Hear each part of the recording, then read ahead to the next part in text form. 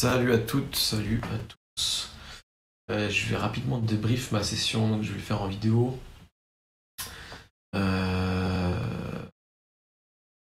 marché hyper haussier. Personnellement, j'avais noté un canal haussier, bien évidemment, notamment celui-là, qui date de à peu près 7 juin. On est venu le chercher assez rapidement pendant la session Globex ce matin. 11h50 et on a refait une touch à 14h10, 14h globalement. Et donc comme prévu, moi j'avais un biais qui était relativement long pour aujourd'hui, ça m'a bien d'ailleurs. Et on est venu prendre la médiane.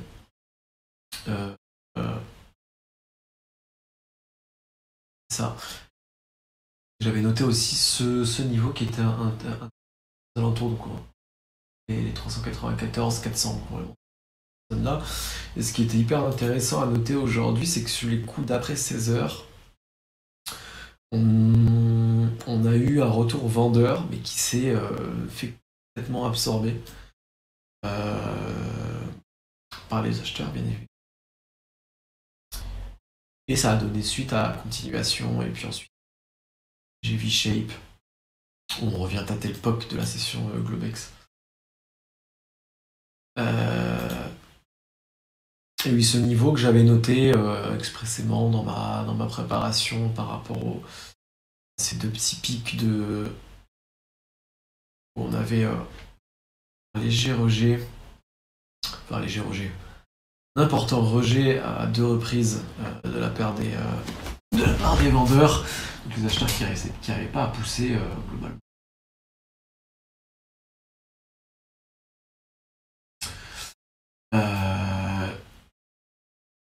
Et donc voilà comment s'est passé l'Open d'aujourd'hui. Ça c'est 15h, 15h30.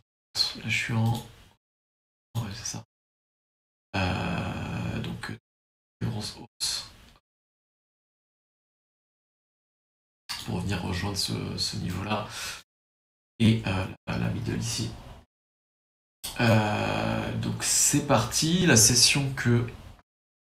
Et quoi ça ressemble. C'est plutôt bien passé. Juste je fais ce débrief en vidéo parce qu'il y aura peut-être des choses intéressantes en fait à partager, parce que je me souviens que j'ai eu une période c'était vraiment de l'horror trading. Il y avait des positions qui n'avaient pas grand chose à faire dans ma session. Et du coup, alors attendez. Ça.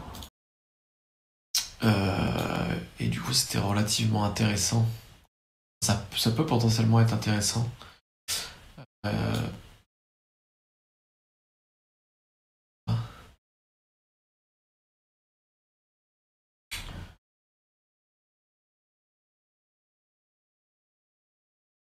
Mais ce qui me gêne un peu sur cette session, c'est cette...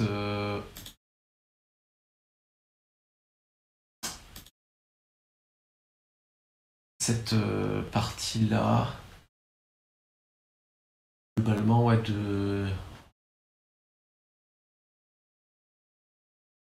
ça, c'est à partir de 35 jusqu'à je sais plus, mais je crois que c'était jusqu'à 35, jusqu'à 37, 38. On voit déjà que 10 minutes aujourd'hui, je me suis arrêté. L'order flow était quand même assez difficile à travailler. Les pertes sont relativement contenues.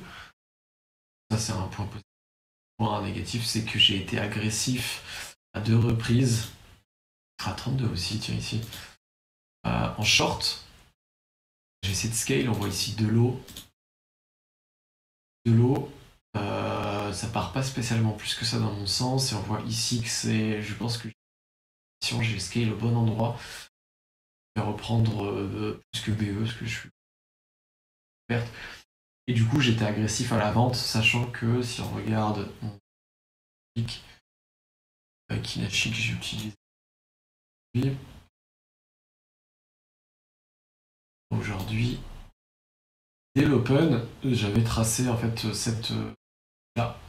On est revenu la tester à 15h39 et c'est d'ailleurs normalement à ce moment-là que je suis rentré en position. Ouais, c'est ça, 15h39 et 46 secondes sur les 5.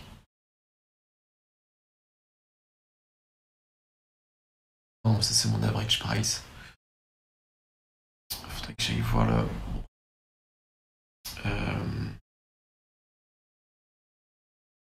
Donc moi ici j'avais quand même plutôt tendance, tant qu'on n'avait pas cassé cette oblique là, de chercher des longs.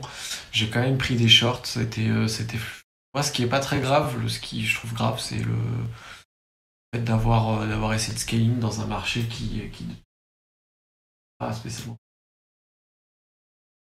déclenché des. C'était le cas en vrai.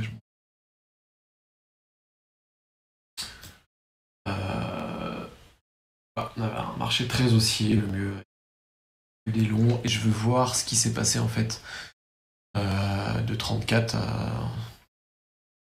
de 32 à 37. Pourquoi j'ai passé autant de trades et pourquoi il y a autant d'échecs. Et l'order flow était très très très particulier aujourd'hui. À 5KD, il y a les pré-minutes de la fête ce soir à 20h, donc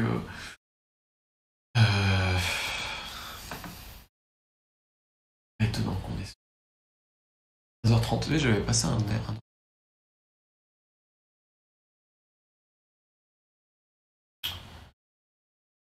premier trade d'open. Ça va être un peu avant. Ce qu'on n'a pas vu ici,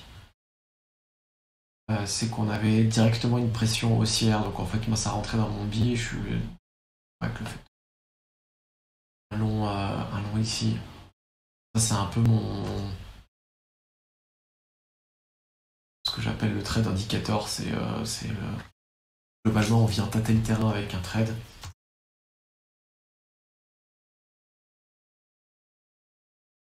Là, j'ai scale. Je préférer me voir PE plus rapidement. On voit que ça soutient bien. Hein.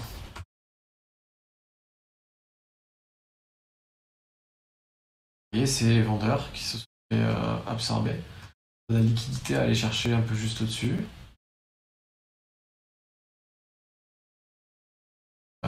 Ici, on a 33 contrats qui se sont fait absorber, mais on passe au-dessus. On continue à exécuter les vendeurs. Donc potentiellement un retrait de la liquidité croissant à l'avenir. Petite zone de conflit.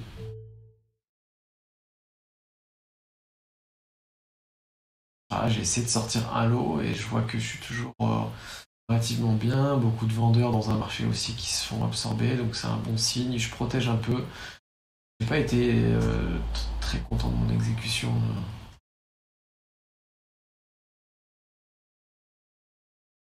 Donc là, on est bien parti. Et vous allez voir que directement, j'ai pas le temps de prendre la décision de potentiellement sortir un lot ici. Je pense que l'idée aurait été de juste garder. Et directement rattrapé par le marché, c'est Et je sors l'autre. Parce que j'ai pas du tout aimé ce rejet.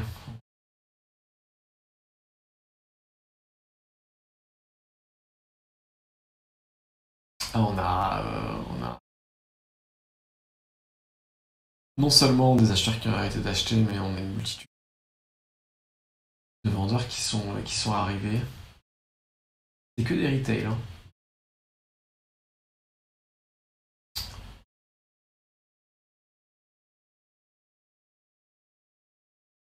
Je crois que des retail, parce que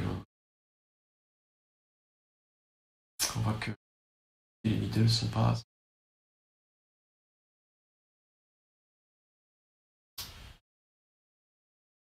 Bref,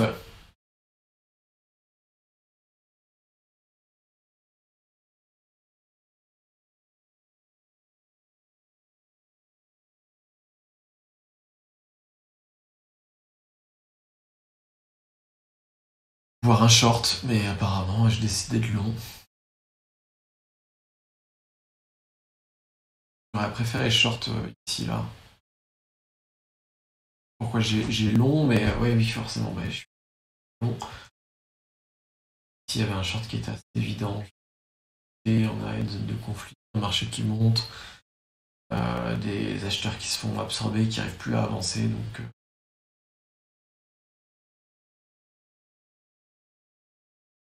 mais au moins j'ai essayé d'acheter. Pas du tout au bon endroit. Et était là. C'était dans le flux.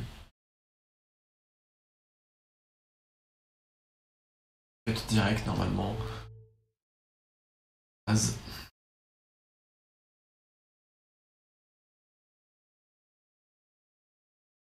Même c'est marrant parce que même là, j'ai du mal à lire le marché alors que je suis pas biaisé, je suis pas investi dedans, j'ai du mal à lire le carnet ici.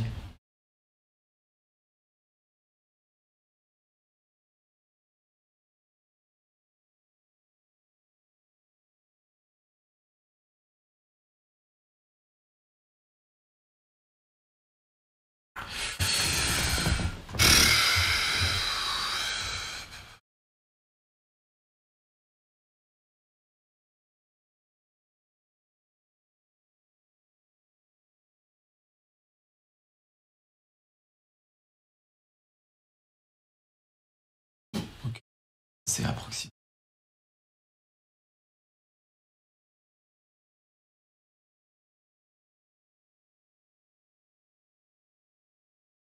Ça c'est, je sais ce que c'est un petit trade de price action que je fais. Là je positionne short. Pourquoi pas.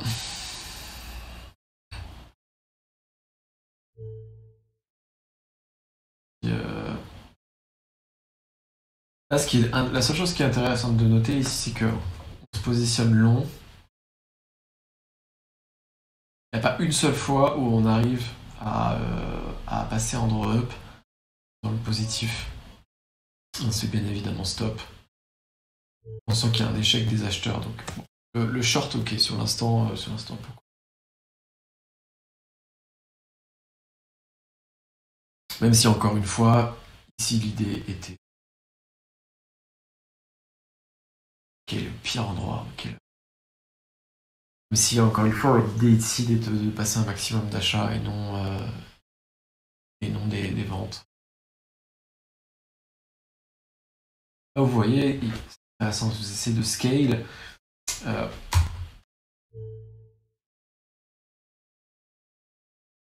Marché qui va dans notre sens, dans une position favorable. On a même d'ailleurs, en plus d'avoir une position favorable, une dynamique qui se prête potentiellement au scale. Ici, ce qu'on aimerait, c'est au lieu de scale là comme un âne,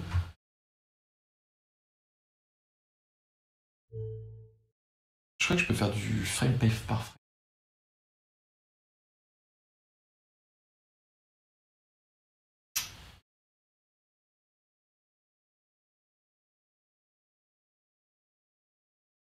On a une rentrée agressive de vendeurs sur ce niveau-là, donc on sait qu'on a des gens qui sont intéressés par ce niveau-là, la vente.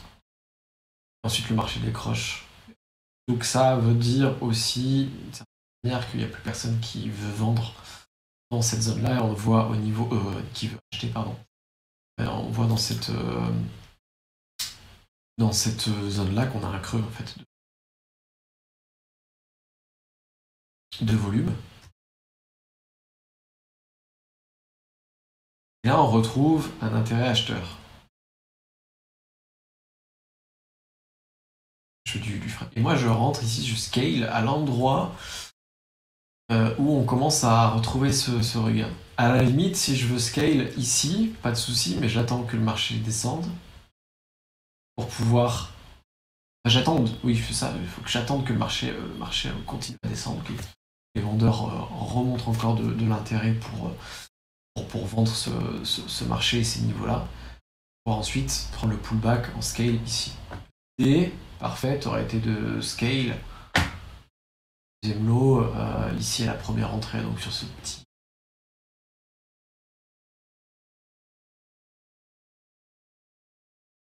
Attends, on a vu. Ah, c'est pas étonnant. Cette remontée, et vous voyez, attendez. Où est-ce qu'on est remonté? Nous, on disait qu'on voulait rentrer sur 530. 533. 1333.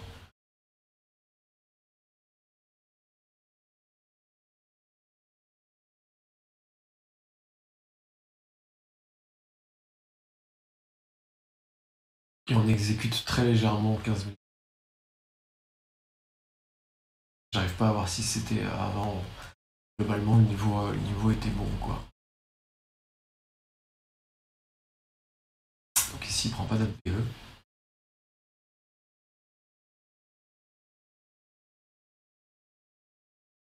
Sortir sur cette... Essayer de sortir au moins ici, puisqu'on voit qu'ici, on a une zone d'intérêt acheteuse.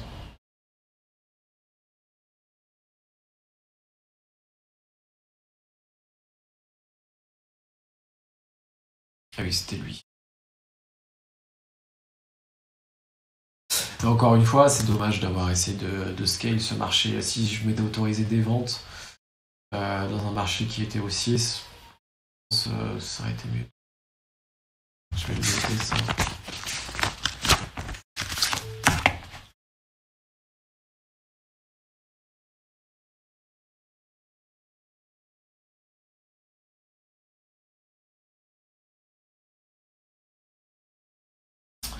Donc,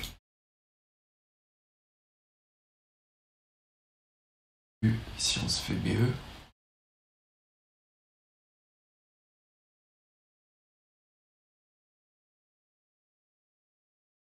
D'ailleurs, petit tips, je pense que beaucoup d'entre vous le font, pas logique, mais quand vous faites des BE, faites des BE plus 1.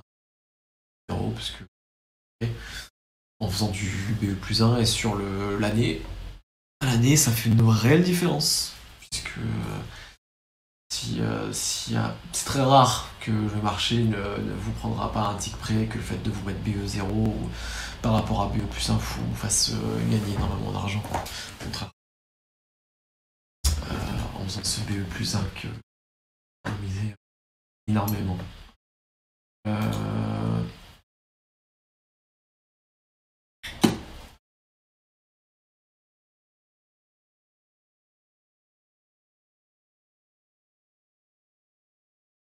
Vous avez vu ce marché?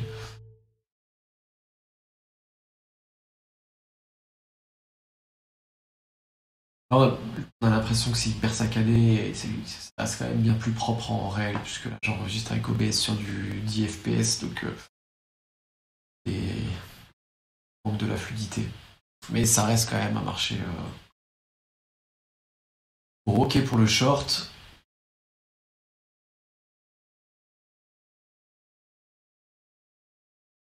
Sort au bon endroit, je pense. Sort au bon endroit parce que, évidemment, à 15h34, et le tape ici, 2, 13, 10, 11. Donc sur... pardon, je crois qu'il est sur 3 secondes, et sur l'équivalent d'à peu près 3 points. À 5, 6, 7, 8. Si on a 100 lots, représente 20 millions de dollars. C'est pas non plus, énorme pour ce marché-là, mais c'est quand même 100 lots sur le DAC. Quand on voit le nombre de lots par niveau, c'est important, c'est significatif en tout cas pour la structure. Et on voit que sur 3 points, c'est pour tout sur 6 points. C'est 100 lots qui se font, complètement encaissés. Il y a un acheteur qui est en limite, qui se positionne ici et qui, on va pas dire empêche les vendeurs d'avancer, puisque in fine c'est ce qui se passe, mais il n'est pas là pour empêcher les vendeurs d'avancer. La liquidité là où elle est. Enfin, il prend pas de la liquidité, puisque c'est en limite, mais vous, bon. Il se fait servir globalement. Et on n'a pas de continuation en dessous de ces niveaux. On va le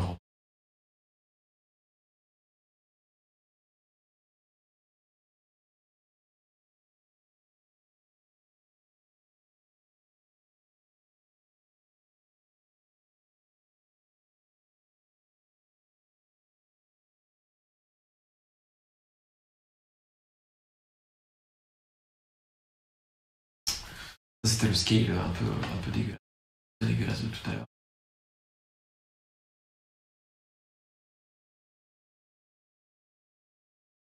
Je suis content de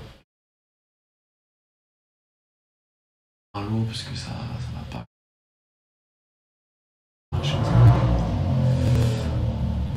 J'essaye en tout cas. Mais ça existe. Toujours facile de s'analyser après, de se critiquer. On a tellement de choses à regarder, de décisions.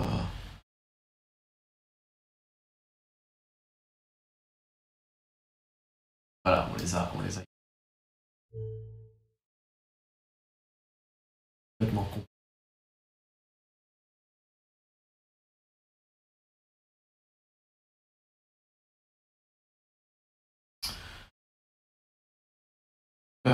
Ce qui est intéressant ici, c'est que. Alors attendez.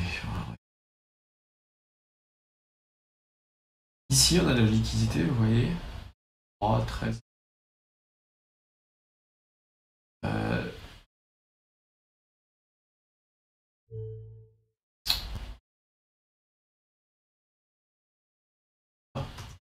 Et ici, on a de la liquidité également.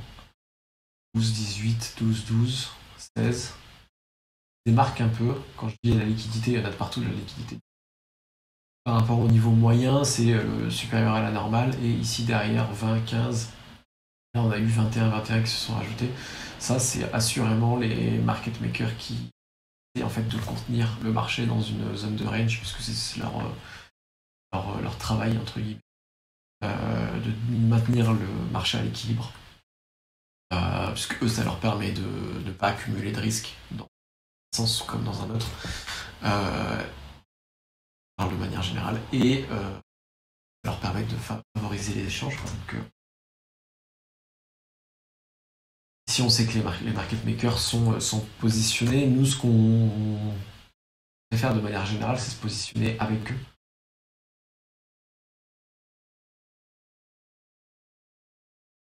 C'est eux qui ont la capacité de freiner ou non le marché. Et justement, éventuellement de le diriger dans un sens comme dans un autre pour ensuite pouvoir sortir et dérisquer leur position et par exemple redistribuer une quantité de longs qu'ils ont accumulé par le passé. Et c'est d'ailleurs eux qui créent la V-shape et qui changent des short squeeze ou des longs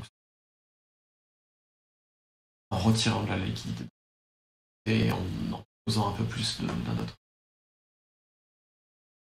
Donc, très bonne sortie à ce niveau-là.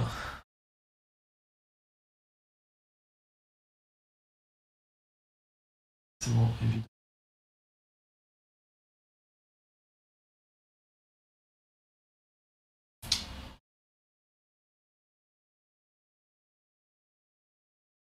Là, je crois que c'est la partie la plus calamiteuse où je suis pas du tout dans le. Ça arrive, ça arrive de se désynchroniser du marché. En fait, ce qu'il faut comprendre, c'est que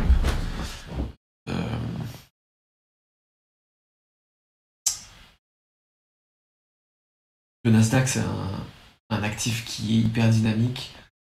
Il y a un rythme. Et c'est un peu comme la musique, il faut rentrer dans le tempo. Sauf que la différence de la musique, c'est que quand vous faites de la guitare, de la trompette, du piano avec d'autres instrumentistes, vous avez toujours le même tempo. C'est très rare qu'il y ait des changements de tempo. En général, quand vous commencez la musique à la première seconde jusqu'à la dernière minute, dernière seconde, vous avez toujours le même tempo, 100 BPM, 120 BPM, 30 BPM, peu importe. Donc, il y a cette facilité de rester dans le rythme qu'il est très difficile d'avoir sur le Nasdaq puisque les tempos changent d'une minute à l'autre ou d'une dizaine, d'une demi-heure à l'autre. Et ce qui est très difficile, c'est que ce genre d'actifs, quand on le traite de manière assez intensive, c'est qu'on prend des décisions très rapides, c'est que dès qu'on est désynchronisé du marché, on évite d'accumuler les pertes. D'où l'intérêt d'avoir de ne pas avoir des stops qui 10, 15, 20 points que ça.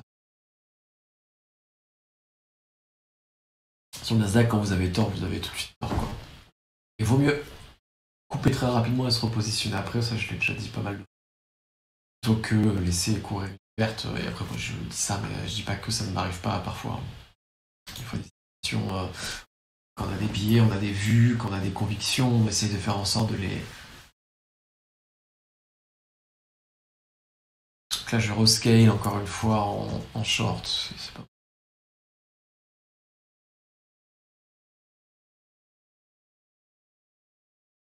Si, là on va le sentir immédiatement. Il y a un acheteur qui rentre.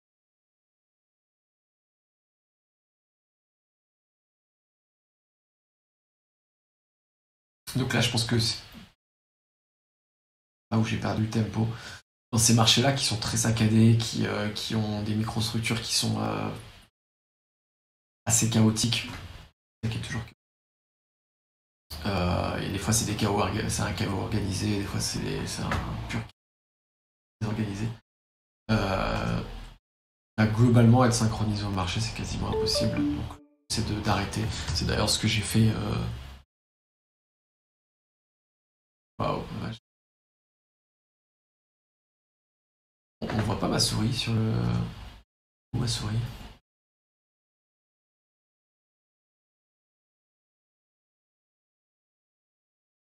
J'ai 26 minutes.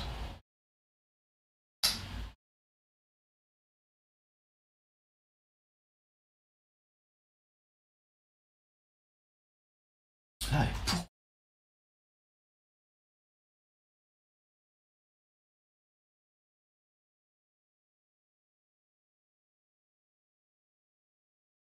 S'il y en a un qui peut me dire en commentaire pourquoi j'essaie de rentrer où ici. On accélère fortement, les acheteurs se font bloquer. Ah ouais, bien fait. Gueule. On a la liquidité qui revient, qui fait pression ensuite. Je suis bien sorti. J'essaie de rentrer du coup short. Bien aussi parce que c'est pas propre. Main.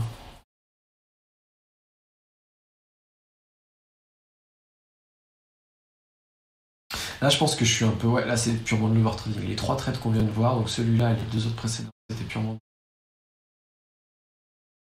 Je pense que... Et je me souviens pas avoir été agacé ou avoir été tilté par genre scale. Là, je scale en achat, c'est plutôt...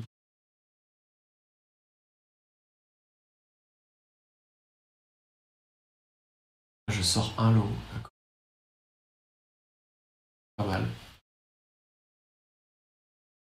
Topé par chance. Je sais qu'il m'exécute pas. Ok. Calamiteux. Là, on voit que je suis pas dans un... Je suis pas dans ma forme olympique, là.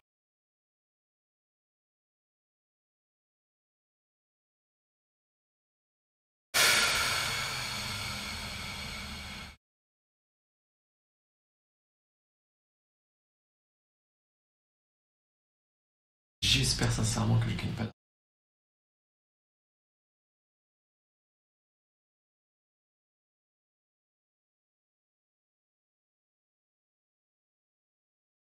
Un trade autour du POC. Y a pas de problème à prendre des trades. Sacrée bonne raison, quoi.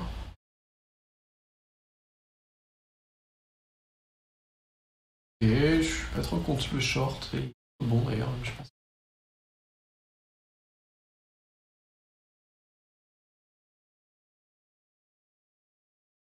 On vient tâter cette passe où on forme une sorte de dôme. Ça autour du POC. On a un essoufflement acheteur. Petite rentrée des vendeurs. Tiens, avec un stop course plutôt haute. POC, ça serait 48. Là, du coup, je fais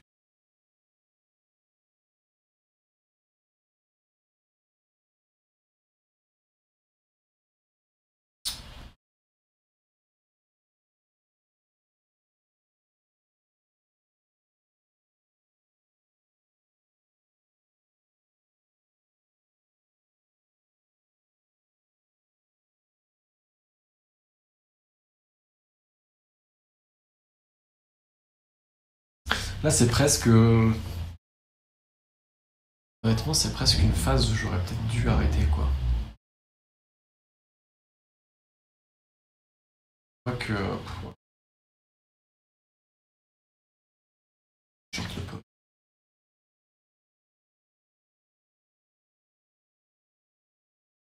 À la maison, le traite. Non, mais.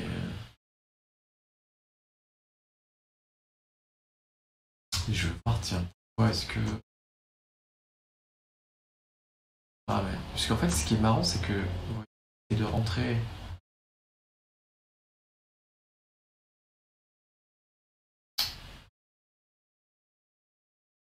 Ok, j'essaie de rentrer un short. Si je vois que je peux obtenir un meilleur prix en short là, mais pourquoi que.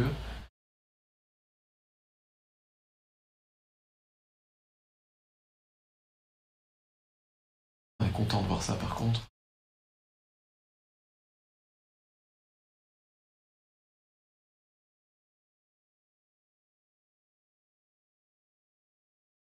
Euh, La question c'est qu'est-ce que j'ai vu sur l'instant.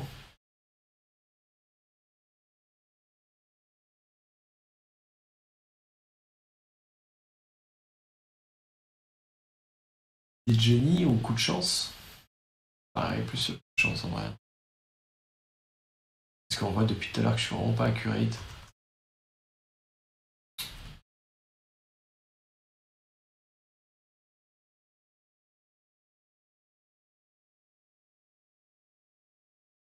Ici.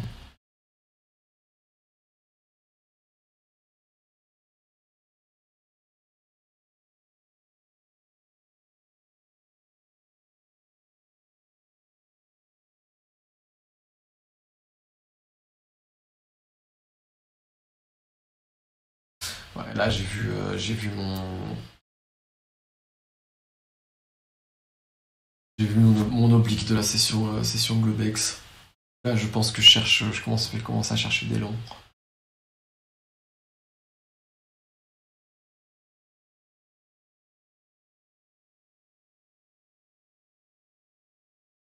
Ah.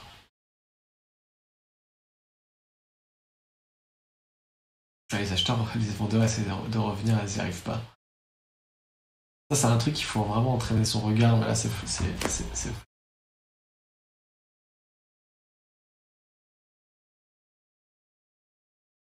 Voilà, en tout cas c'est pas l'entrée la plus long ici. Et on fait un aller-retour comme ça, un deuxième. Les vendeurs essayent de push le marché, retourner POC. Et en fait, personne quoi. Il y a trop de. On les voit les 30. Ça. C'est des tout petits détails de price action, lecture au carnet qui parfois peuvent faire la différence pour vous. Bien, on revient un tout petit peu plus bas. Les vendeurs qui se font absorber sur une zone qui est censée être une zone relativement de vente quoi. Dit tout à l'heure. Ouais, c'est toute la zone haute. Ok.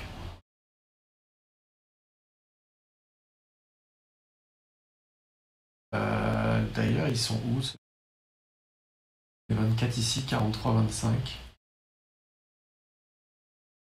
Voilà. Ils sont ici. Ceux-là. Et après, le reste, c'est. Et là 1, 3, 6. 3,75 ici. Le reste c'est du retail, ou en tout cas, si les 9, 8, 6, c'est pas du retail. Continuation peut-être de l'ordre opérateur qui est là.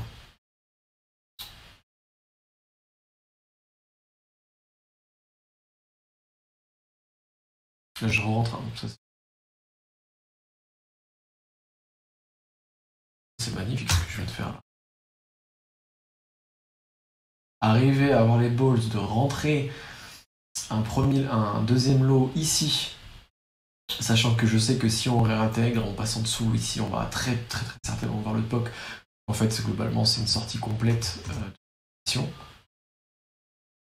Donc j'ai vraiment confiance en la...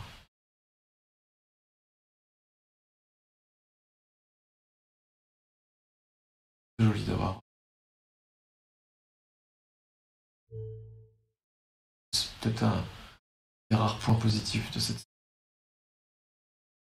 Là, j'essaye de protéger. Pourquoi? J'essaye de sortir potentiellement d'une position. Je crois que j'avais en fait... Je redoutais que ces plus hauts là fassent petite zone fassent office de petite zone de rejet et du coup potentiellement re-rentrer long, donc sortir au cas où euh, mais si on repasse en dessous, bah sortir mais de l'eau et les reprendre plus bas. On a un marché qui faisait des oscillations assez importantes.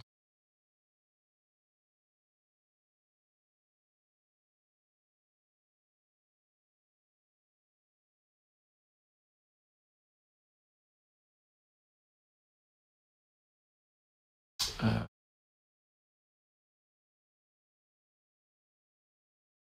vous savez qu'ici on a eu pas mal d'acheteurs. Okay.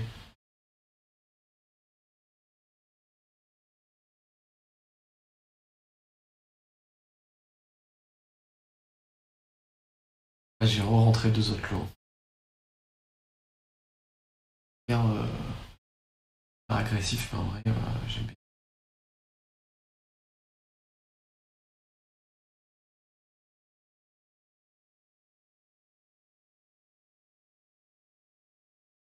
J'en ai rentré un et j'en ai rentré un deuxième ici, à peu près. Là, du coup, on rentre totalement en fait dans mon biais de la journée qui est globalement un marché haussier. Je vois qu'on fait le breakout et qu'il n'y a pas de retour vendeur. Donc, l'idée ici, c'est que bah, globalement, on n'a pas réussi à pousser plus bas que le POC aujourd'hui. Cash. Pour un signe assez haussier. Sort. Alors, par contre,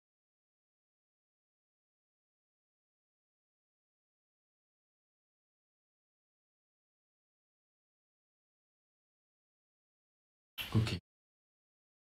Pas compris la sortie là.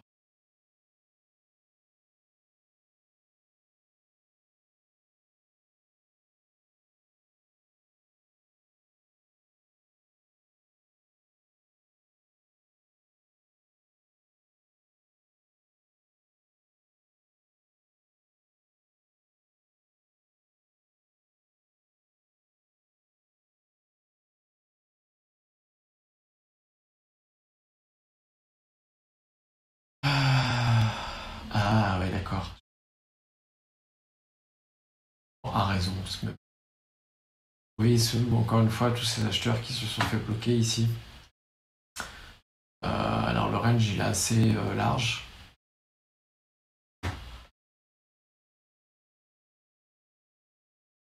Euh, et c'est pas très très bon de voir ça. Ça c'est potentiellement...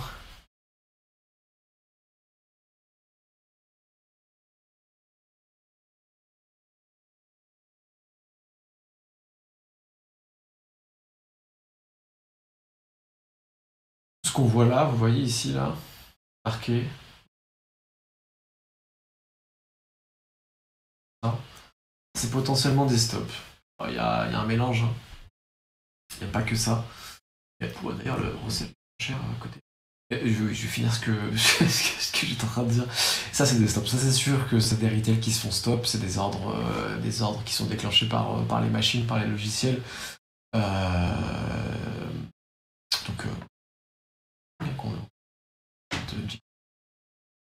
Atas, ça peut être J, Ninja, etc. Ça, c'est des ordres stop qui ne sont pas exécutés au bon prix. Qui, globalement, en fait, c'était globalement des vendeurs. Hein. Il y avait des ordres de rachat stop, qui du coup se fait complètement stopper. C'est pour ça que moi j'ai peur ici, puisque je me dis qu'on rentre dans les stops, que ces stops-là soient exécutés. Une contrepartie, la contrepartie c'est le market maker, moi j'ai envie de rentrer plutôt avec. Donc globalement ici, potentiel retour, ce qui est dommage parce que ça suit pas trop le biais long que j'avais et au fait on loupe un gros manque à gagner ici. Le trade est sympa, on fait la journée grâce à ce trade-là, le reste c'est que des petits parasites pour pouvoir sauver un peu le PNL et rester BE flat, mais ici presque le double à prendre quoi. Pas une session bonne session en termes de résultats, mais une session en termes d'exécution qui est un peu à revoir. On fera mieux demain. En ce moment, je suis en train de regarder le Russell. Du coup, s'il y en a qui traînent le Russell déjà dans les commentaires, n'hésitez pas à m'envoyer un petit message, me donner une info. J'aurais peut-être des questions à vous poser. Parce que j'ai testé certains de mes setups sur cet actif et globalement ça a fonctionné relativement bien. Je suis en train de backtester, replay un peu dessus. J'aimerais avoir un peu l'opinion de quelqu'un qui le traite depuis déjà au moins à minima 6 mois. Voir un peu comment il évolue dans le temps, de préférence une année. Si je vais avoir ça dans les personnes qui vont. Et du coup, n'hésitez pas à me faire signe. Parce que c'est pas mal de questions, mais en tout cas, si je découvre des choses intéressantes, j'hésite pas à les partager, parce que je trouve que ça m'a l'air en fait d'être un bon compromis entre le S et le Nasdaq, où il va avoir une belle volatilité comme le Nasdaq, de belles amplitudes, et une nervosité qui est quand même beaucoup plus relative à celle d'un ES d'il y a quelques mois, et puis d'il y a quelques mois, parce que fin d'année dernière, le S c'était un Nasdaq sous testostérone, c'est assez impressionnant. Et donc j'espère que ça vous aura intéressé. Après c'est mes reviews à moi, j'explique pas non plus énormément de choses en détail, mais voilà, j'espère que ça peut aider. Et je vous dis à demain, à plus tard. Et je vous souhaite bon trading et une bonne soirée.